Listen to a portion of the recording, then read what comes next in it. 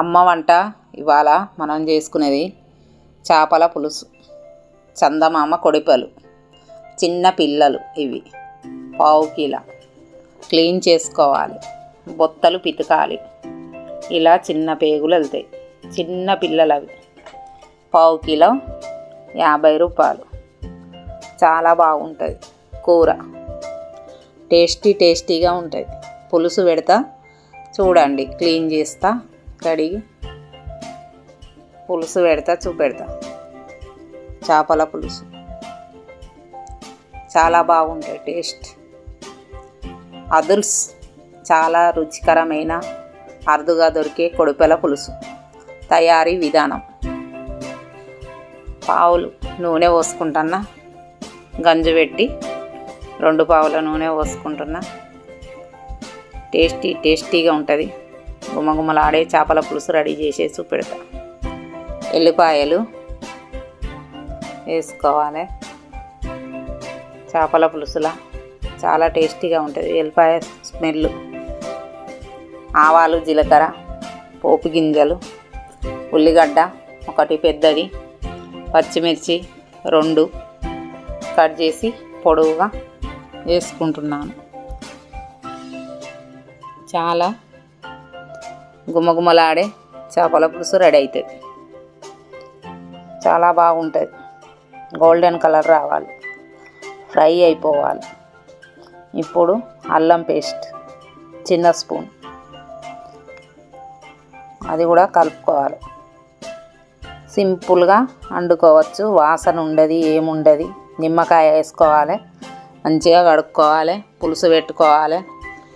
ముద్దకు చేపలే వస్తాయి. లొటకలు వేసుకుంటే తినచ్చు.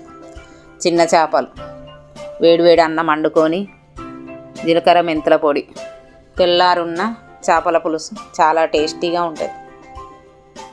జీలకర్ర మెంతుల పొడి వేసుకోవాలి, కలుపుకోవాలి. పసుపు స్పూన్ పసుపు.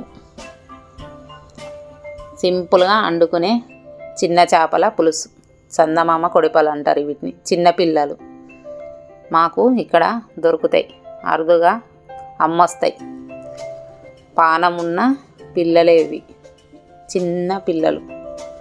బాగున్నాయి కదా, ఎంత బాగున్నాయి చూడ్డానికి. తెల్లగా కడుక్కున్న, బొత్తలు పితికిన, బాగా గుమగుమలాడే ఇప్పుడు చేపల పులుసు రెడీ అవుతుంది. ఇలా కలుపుకోవచ్చు. ఫ్రెష్ కాబట్టి, ఐసులై కాబట్టి, ఐసు లేని కాబట్టి బాగుంటుంది. చింతపండు 1 ఉల్లిగడ్డ అంతా వేసుకొని పులుసు తీసుకోవాలి. చిన్న ఉల్లిగడ్డ అంతా, పెద్ద నిమ్మకాయ అంతా సైజ్ కొంచెం పోసుకుంటే అయిపోతుంది.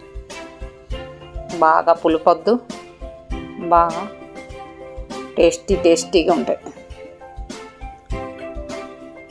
ఇలా వండండి. గుమగుమలాడే చేపల పులుసు మస్తు టేస్టీగా ఉంటాయి. చిన్న చేపల పులుసు 1 గంటెడు కూర వేసుకొని తింటే అన్నం మొత్తానికి సరిపోతుంది. ఎవరైనా వండుకోవచ్చు. పులుసు పోసిన ఇప్పుడు కారం వేసుకుంటా. దీనికి సరిపడా పులుసు, 1 చెంచా కారం. ఇది మేము ఇంట్లోనే పట్టించిన కారం, రెడ్గా ఉంటుంది, సూపర్గా ఉన్నది. ధనియా పౌడర్ 1 స్పూన్,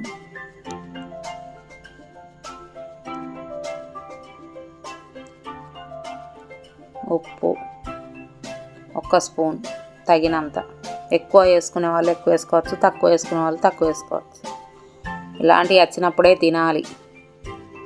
ఇప్పుడు మంచిగా కొత్తిమీర ఉంటే మెంతి కూడా వేసుకోవచ్చు. నేను కొత్తిమీర వేస్తున్నాను. కడిగి కట్ చేసి వేసిన. ఒకసారి కలుపుకోవాలి. భయం ఏం లేదు. పచ్చి చేపలప్పుడు కలపవచ్చు, ఇరిగిపోవు, చున్ను కావు. చేపలు ఎలా ఉన్నాయి, ఎవరైనా వండుకోవచ్చు సింపుల్గా. ఇలా వండితేనే టేస్టీగా ఉంటుంది.